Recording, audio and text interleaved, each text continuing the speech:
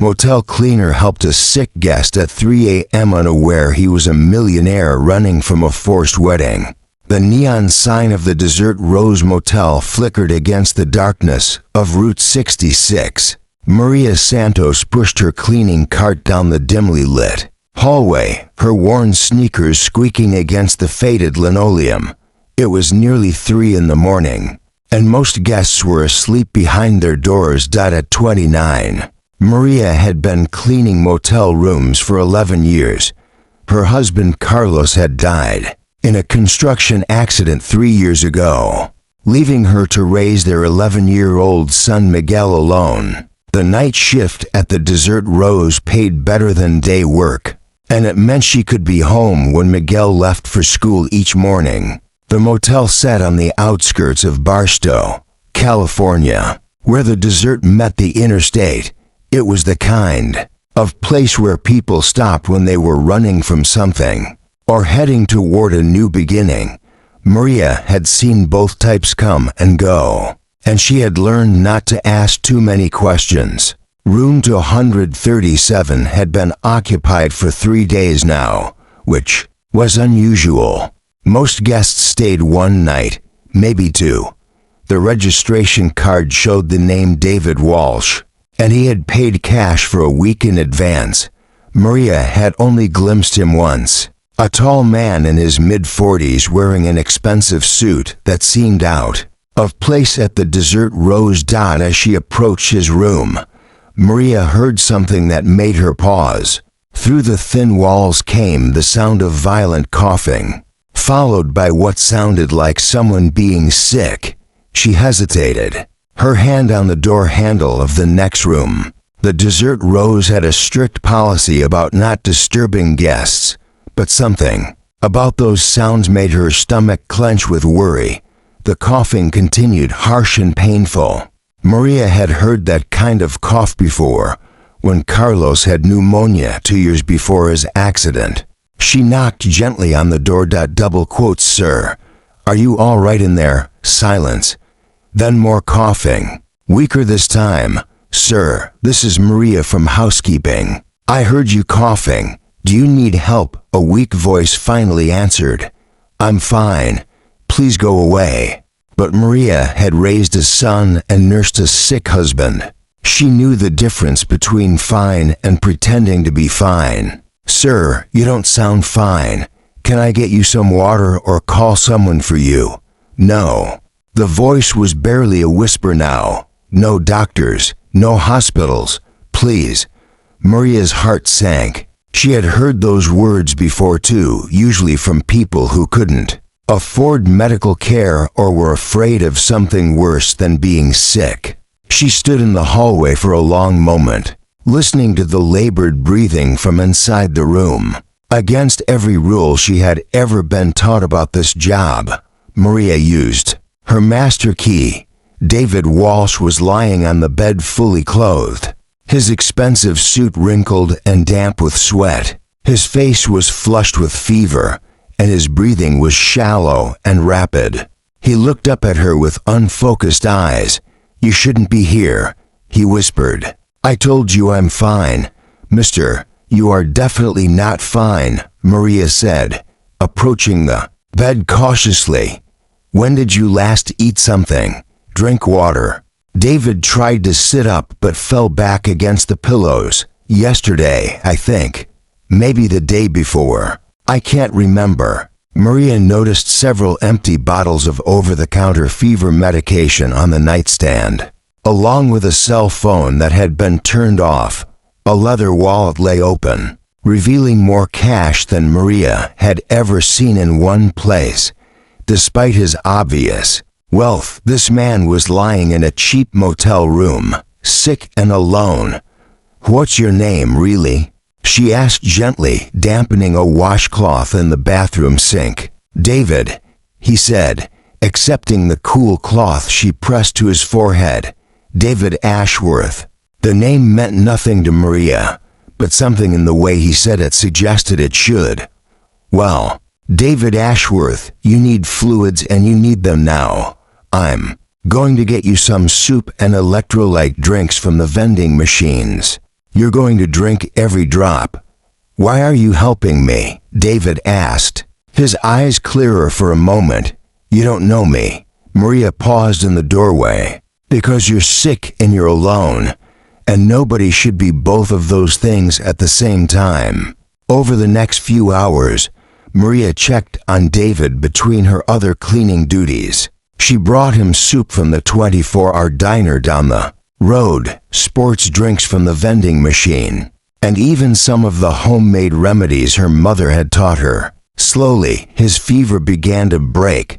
Round dawn, as Maria was finishing her shift, David was finally able to sit up without feeling dizzy.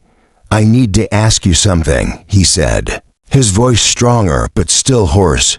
Are you going to tell anyone? I'm here. Maria studied his face. She saw exhaustion, fear, and something else she couldn't quite identify. Are you in trouble with the law? No.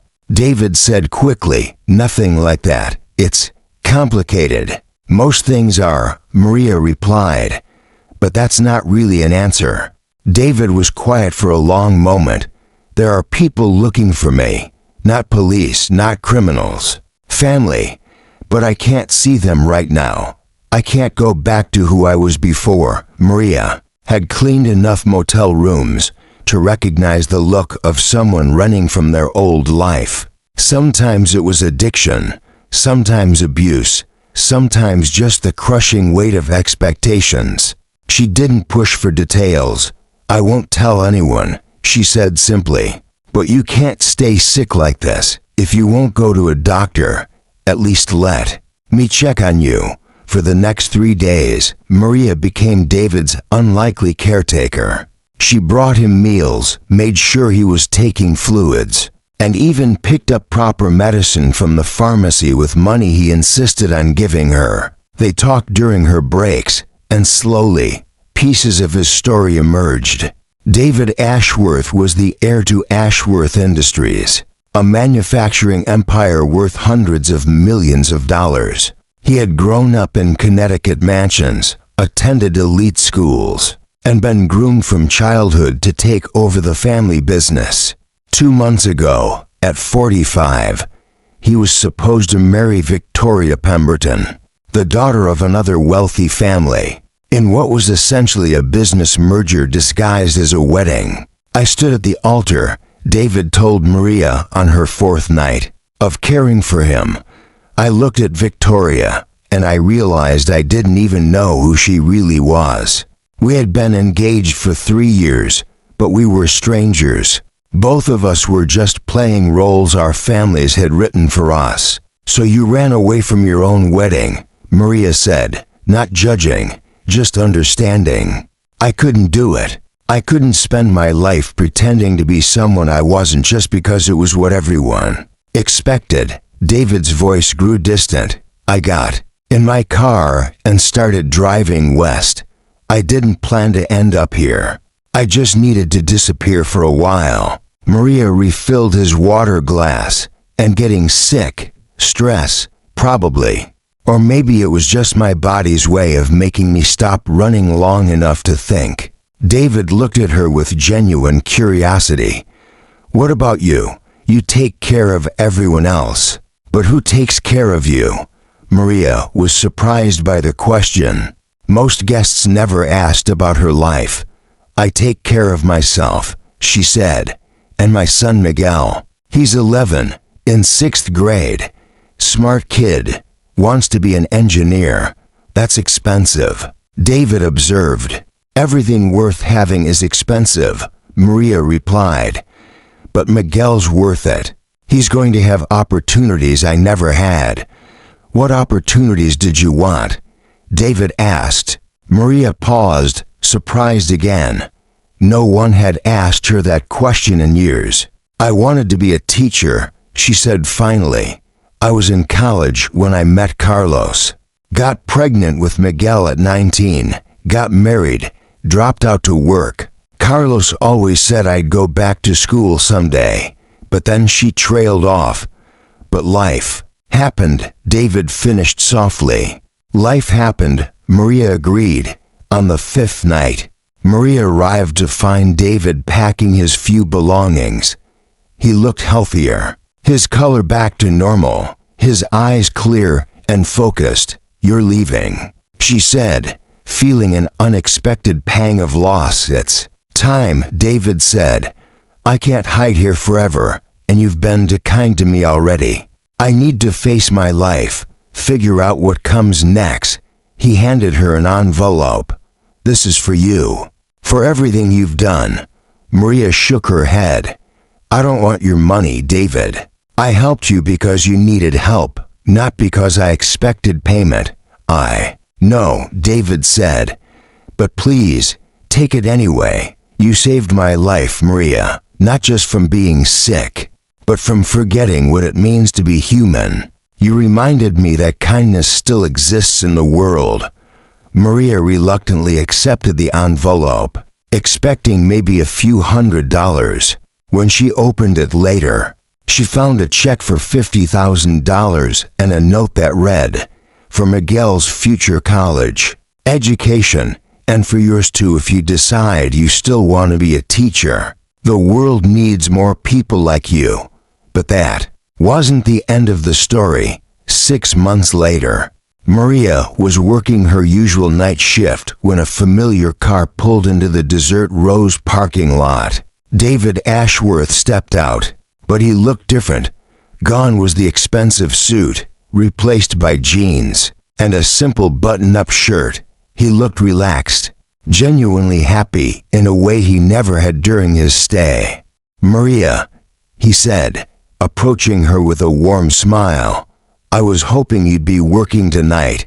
"David," she said, surprised and pleased to see him. What are you doing back here?"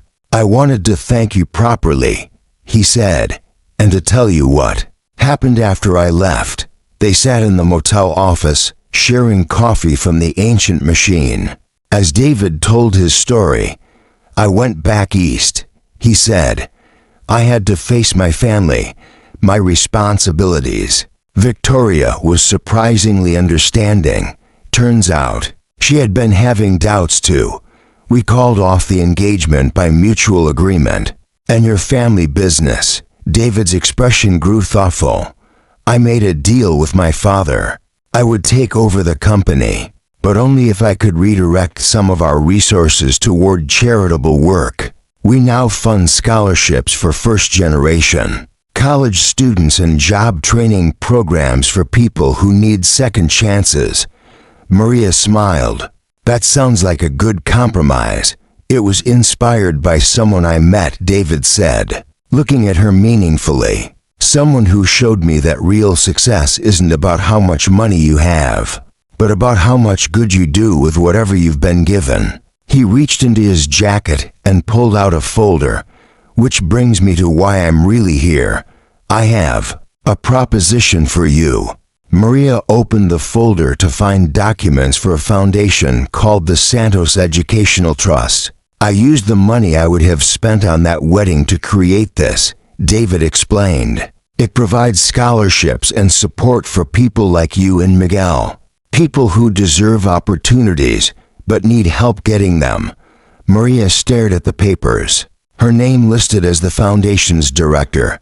"I don't understand," she said. "I want you to run it," David said, "full-time, with a salary that would let you quit cleaning motels and go back to school if you want. You'd be helping people who are in the same situation you were in, people who just need someone to believe in them." Tears filled Maria's eyes. "David, I can't. I'm not qualified for something like this, Maria." David said gently, "You're the most qualified person I know. You took care of a stranger in the middle of the night because it was the right thing to do. You raised a son by yourself while working 2 jobs and never complained. You saw potential in a scared, sick man who was running from his life and helped him find his way back to who he was supposed to be." He leaned forward, his expression earnest. "The foundation already has its student lined up for when Miguel reaches high school age. He'll have opportunities for advanced STEM programs and a guaranteed college scholarship when he's ready, but only if his mother agrees to take the job. Maria's hand flew to her mouth. Miguel will have guaranteed college funding, full scholarship when he's ready, David confirmed. He's already been accepted into our youth mentorship program. He wrote an essay about a mother who taught him that kindness is never wasted and that education is the greatest gift you can give someone. He wrote about watching you help a stranger simply because he needed help, and how that taught him what kind of man he wanted to be. Maria broke down completely then. Years of worry and sacrifice and hope finally overwhelming her. David handed her tissues and waited patiently while she composed herself. "Why are you doing this?" she asked finally. "Because 3 months ago, I was a man who had everything but meant nothing," David said. "I was successful on paper but empty inside. You showed me what real success looks like. You showed me that the most important thing we can do with our lives is to take care of each other." Maria looked at the foundation documents again, then at David's hopeful face. "If I say yes, if I take this job, what happens to the night shift? Who's going to be here when the next person needs help?" David smiled. "That's exactly why I know you're the right person for this job. Because you're worried about the people you haven't even met yet who might need help." He gestured toward the motel. "The foundation is buying the Desert Rose. We're going to renovate it into a transitional housing facility for people who need a safe place to stay while they get back on their feet. People running from bad situations, people starting over, people who just need someone to believe in them for a while. And you think I can run something like that?" "Maria," David said, "you've been running something like that your whole life. You just never had the resources to do it properly." 2 years later, Maria Santos stood in front of the renovated Desert Rose, now called the Second Chance Center. The neon sign had been replaced with a warm, welcoming wooden sign that read "A place to begin again." Miguel was now 13 and thriving in the Foundation's youth mentorship program, already showing exceptional promise in mathematics and science. He stood beside his mother, taller than when this all began, proud of what she had accomplished. "Mom," he said, "remember when you used to tell me that education was the key to everything?" "I remember," Maria replied. "You were right," Miguel said. "But you taught me something even more important. You taught me that kindness is the key to everything, that we learn the most important things not from books, but from people who care enough to help us when we need it most." David approached them from the center, carrying a folder of applications from people requesting help. He looked comfortable, now in his role as the Foundation's primary benefactor, splitting his time between running Ashworth Industries ethically and supporting the work of the Second Chance Center. "How many tonight?" Maria asked, taking the folder. 12, David replied, including a family with 2 kids whose car broke down in Phoenix, a woman leaving an abusive situation in Las Vegas, and a young man who aged out of foster care and has nowhere to go. Maria looked at the applications, seeing in each one a story of someone who needed what the Desert Rose had once given David: a safe place to stop running and figure out what came next. "We'll take care of them," she said, as she always did. As the 3 of them walked toward the center, Maria thought about that night 2 years ago when she had heard coughing through a motel room door. She could never have imagined that following her instinct to help would lead to this: a new life, a new purpose, and the ability to help dozens of other people who needed second chances. "You know what I learned?" she said to David and Miguel as they reached the door. "What's that?" David asked.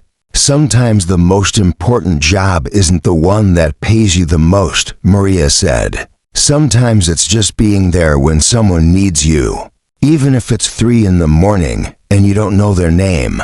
David smiled, remembering the night a motel cleaner had saved his life, simply by caring enough to knock on his door, especially. Then, he agreed. Inside the Second Chance Center, 12 people waited for help, for kindness, for someone to believe that their stories weren't over yet. And Maria Santos, former night shift motel cleaner, current foundation director, and lifetime believer in the power of human compassion, was ready to prove that some things never change. The most important job in the world would always be taking care of each other.